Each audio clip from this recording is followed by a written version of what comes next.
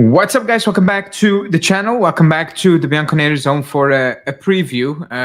It's supposed to be a quick preview because of the situation at the club, the coaching and what the game means. There's no presser, so there's not a lot of things to go off. Not a shock that there's no presser, because obviously you're not going to send Bramila to speak after meeting basically the team today, or yesterday, whatever. If it's impossible to get something out of that presser. But we're gonna talk about the game. Obviously the Spalletti news just broke that he is close to becoming, it's not official yet, it's not 100% a done deal, but Spalletti is extremely close to become the next Juve coach on a deal until the end of the season, with an option to extend that for another season if he qualifies for the Champions League. As of now, that's the news. It doesn't say if it's an option that we can activate or if it gets activated, automatically by the club. That has not been specified at this moment in time, but we will probably hear about that more tomorrow, if actually it becomes real, it becomes concrete, and he actually becomes the manager of this club at this moment in time. However, he cannot help us tomorrow. I'm not sure anyone can help us tomorrow, and I'm damn sure the players are not jumping of joy to help us tomorrow. So that's why the title is good luck to the fans, and also good luck to Bramila. It feels like that Montero situation, only for them. For Montero, there was absolutely no pressure. The season was done, top four. We won the Coppa Italia. It was completely pointless. He was just there for the vibes, I guess. But for us, the season is still very long. For Bramila, he knows it's a one game, and he somehow, some way needs to motivate this group of players to show up and show anything, so I don't even know how we prepped the game today in training. I'm not sure how we spoke to the fans, to the players. I have no idea.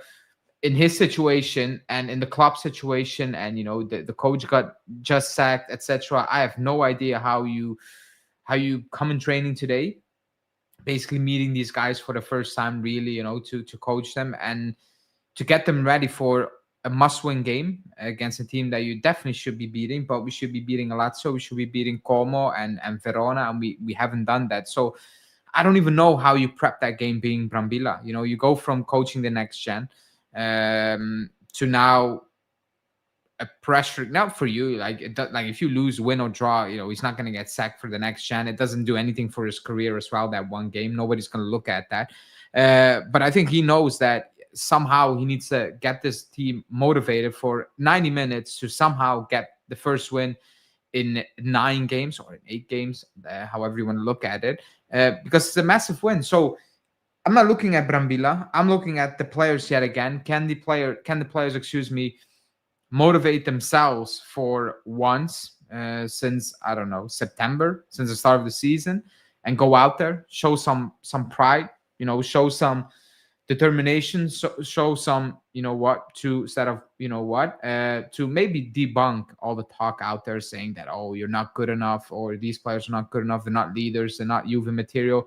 Can they go out there and basically shut the entire world up? In the entire world, I'm talking the Juve fans, especially me, I will say me, and say, what, we can actually go out there and win a game, despite all the talk, despite all the difficulties, despite, not winning the game in the last 8. We can go out there against Udinese, and we can show that we somehow can win a game. And we're not completely dead in the water. So from that point of view, it's not really important, for Bramila. It's more important for the club. And Milan just got ahead already after 3.5 minutes. But yeah, a win is a win. I was watching Napoli just a couple of minutes ago when the game finished. They played a poor game against Lecce. Lecce missed a pen when it was 0-0. They won that game, but if that game ended up 0-0 or 1-1, I think Napoli should be pretty okay with that. But somehow, some way, they found a way, Napoli, to win a game that wasn't for granted, especially when you watch the full 90 minutes, and some might say they never should have won that game. But those players, that group of players, found a way to win that game, to go home, play badly, play poorly, injuries, etc., whatever, but still leave that Lecce Stadium with a win. They still were capable of doing that. We are definitely not capable of doing that because we play poor games, and most of the time we drew those games, we lost those games, etc. So we're not even in that situation where, yeah, we're playing poorly, but at least we're picking up results, as we have done in the past for many times.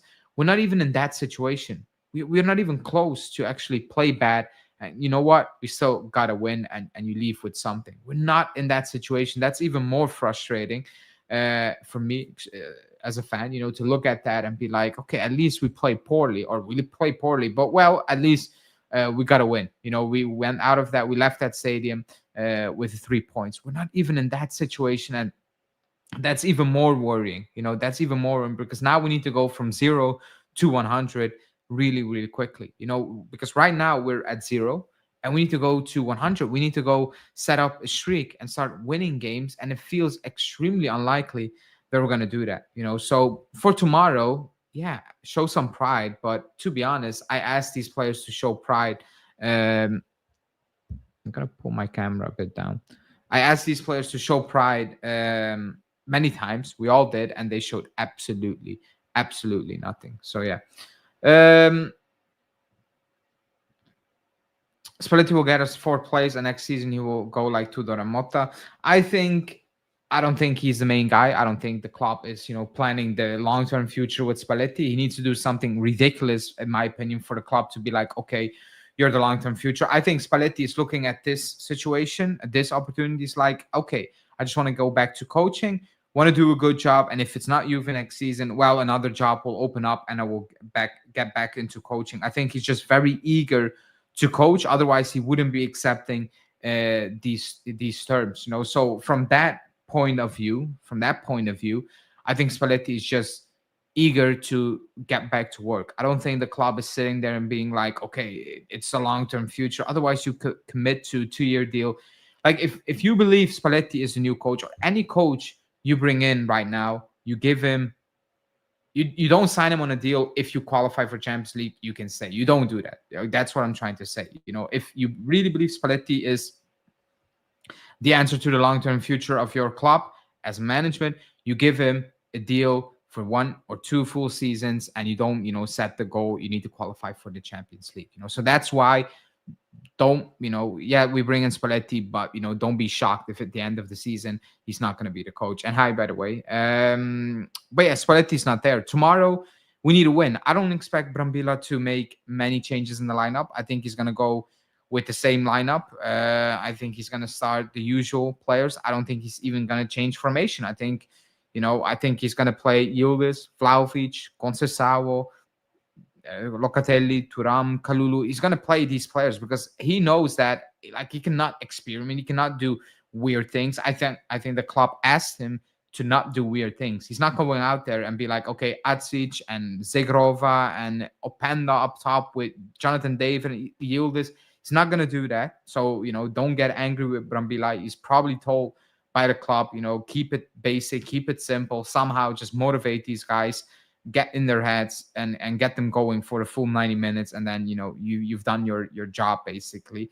But yeah, don't expect something crazy for tomorrow. It's going to be the same. It's going to be the same lineup. And it's just going to depend on, do you guys have any sort of pride where you can show up and, for 1 minute, for 90 minutes, for once in ages, and you just can pick up the result and you can leave. And then tomorrow or Thursday, Spalletti comes in and the real thing starts over. And from that moment in time, the club will look at everyone and we'll look at the players individually and we'll be like, okay, from now on until the end of the season. And it should be like that. As a club, you should be looking at this situation right now. Spalletti comes in, and even Spalletti, but also the players, you should be looking at that being like, okay, it's the second time you got a coach sacked in 7 months. Now we're going to look at you guys from now until the end of the season, and whoever doesn't show up mindset-wise, quality-wise, you're on the move next season. That should be the main thing from now until the end of the season. Because if I need to ask everyone, do you believe in top four at this moment in time? Most of you guys will say no. I At this moment in time, I have nothing to believe, even though the points difference is not that insane. It's not that we're 10 points off top four. However, the way we're playing, the way other teams are playing, it's very unlikely that we're going to finish above a Napoli, an Inter, a Milan, a Roma at this moment in time. They're much, much better, especially Inter, Napoli, and Milan. They're much better than us right now. So it's very unlikely, that we're going to do that. So next summer could be a massive issue for this club. But with Champions League or no Champions League, from now until the end of the season, the club should be serious and should be looking at these players and be like, okay, you guys are not good enough, mindset wise and even quality wise. A Cambiasso, a Locatelli, a Gatti, like a Colt Miners, like just throw in the names, and I would agree with you at this point. Everyone, they all should be under huge pressure to perform. And if not, you're gone. No more chances. It's done. We move on. It's finally over. We finally get serious as a club, and we finally, take hold of the situation, and we take this control of the situation that has been haunting us for the last couple of seasons. That should be the case for this club right now. And people, hit the like button. By the way, expect Colt and Zagova performances to improve under Spalletti's management. Additionally, I think he will make much better use of Kenan. On paper, a player like Colt Miners should be playing better, but he's been playing so poorly that it needs to come from extremely far. And it's as a fan right now, it's very difficult to envision a very good Colt Miners, because it's been that bad for that long that he needs to go from bang average at this moment in time to fantastic really quickly. But on paper, yes. But then again, if you look at Spalletti's Napoli, for example, he had Anguissa. You can maybe slightly compare that to Thuram, but I think Anguissa is more physical. But they can both drive that ball. They can both do that.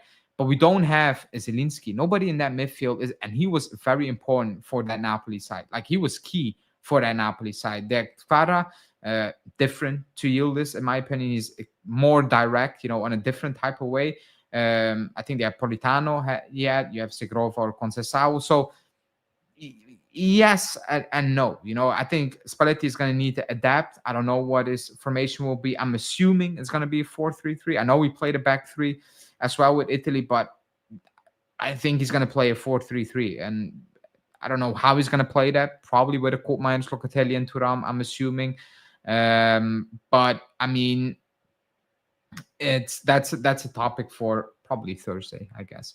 Tudor wasn't liked by the players because of the intense physical training he imposed. I also believe that with Spalletti's situation, well, actually, Tudor was liked by the players, apparently. Like, Cambiasso came out and said they love training with Tudor. Locatelli said it's not Tudor's fault. It's our guys. Thuram said we need to play for the coach because we believe in what the coach is doing. We need to go out there. Like, they all came out backing their coach not even a week ago. They all said we need to play for for Tudor, because we go out there and he's not really the issue. Like, it's us that need to, go out there and contribute and, put in the performances. So they were all backing Tudor, and maybe something happened the last week, which makes it worse. That tells you how fragile this locker room is, by the way. Spalletti made Locatelli look world-class. Actually, he didn't. Like, he didn't even call him up. He didn't like Locatelli for that Zuri. He didn't call up Locatelli. I think that's one of those topics we should be looking at. Lobotka, excuse me. I thought you said Locatelli. He did. He actually did. I read Locatelli. My apologies. But he did. But actually, the entire Napoli team played out of their skin, and nobody could believe that. And maybe that's a one-off, and he will completely flop. Like, I thought it was a one-off because his resume, like his past, Spalletti's past, doesn't scream winner, because he hadn't won, yeah, maybe it's in it, but like at the top level. And that was a one-off. And then the following season, it completely collapsed, and then Napoli side completely collapsed. And then for that Zuri, he wasn't good as well. And maybe that's a different vibe. I don't know, but it was really bad for that Zuri. It was boring to watch. But but again, it's a different vibe, coaching a national team and a club team. So I'm not really gonna hold that really against them. But again, that's a topic we will probably discuss starting from Thursday, because tomorrow it should be focused on the game. We need those 3 points. Am I expecting stellar performances from these players? No, no, because I don't think they have that in them. I'm just expecting at this moment in time, just show some sort of pride. If these guys actually have that, to go out there and just put in enough energy to beat Udinese. I'm not expecting a tactical masterclass. I'm not expecting a clean game. I'm just looking for just the energy, the positive vibe to go out there and win that game. The focus, the passion, all these buzzwords. That is what we need tomorrow if we're going to win that game, because Bramila is not going to tactically coach a good game. There's no time to do that. It's the same guys, it's the same ideas. You just go out there, and I think he needs to motivate these guys to win a game, because right now they are all sitting there knowing that they haven't won a game in 8. They haven't won a game in 8. I remember when we were winning stuff and we had a bad patch, we all went on retreat. The players stayed in the hotel for 2-3 days to think about, and work on themselves, on the team. It was just focused on the team, and we were winning 9 titles in a row. Right now, we haven't won a game in 8, and these players are just going on, like nothing really happened, and that's shocking. I'm giving them a shot. International is so much different. Flick and Enrique were not good, but are thriving now. Flick was definitely better for the national for club coach. I think Enrique did a pretty okay job, but yeah, he looks better, and it's different. It's obviously different. I would agree with that. Do we know for any other coach than the Vault ones? Palladino had hair, but we didn't pick Palladino. So we have coaches on site with hair, but we don't pick them at this moment in time. So that's that. But yeah, on the game, because it's not going to be very long live. I'm going to wrap it up, and there's no presser. There's nothing really to go off. And I think a lot of you guys just want to watch football, not really talk about the game. If you see all of our signings starting against Udinese, that means Comoli chose the lineup low. Well, yeah, I will. Yeah, that definitely. Then Bramila got told just play these guys and just throw them out there. But I don't think that's going to happen. I think we're just going to see the same lineup. Why would Bramila do something mad? It doesn't really make sense for him as well, nor for this group of players. I think it's more confusion, and they're already confused. But yeah, anyway, my prediction for tomorrow, I need to say positive, I think, for once in the last month or so. So I'm going to say 2-1. Don't ask me how and why, because we haven't scored a goal in 4, and now I'm predicting to score 2. We do concede every single day, every single week, so that is a given that we concede. And yeah, 2-1, because why not? Start the Spalletti era with a positive, going into Cremonese on Saturday, which is going to be extremely tough as well. At least we have that going. So my prediction is 2-1. It's based on absolutely no belief. It's just based on, I don't know, just a vibe. And at some point you need to win a game again, I guess. So 2-1 is my prediction. And tomorrow we will see if we got away with a first win in ages and ages. For the first time since Allegri, we'll be working with an experienced and proven manager.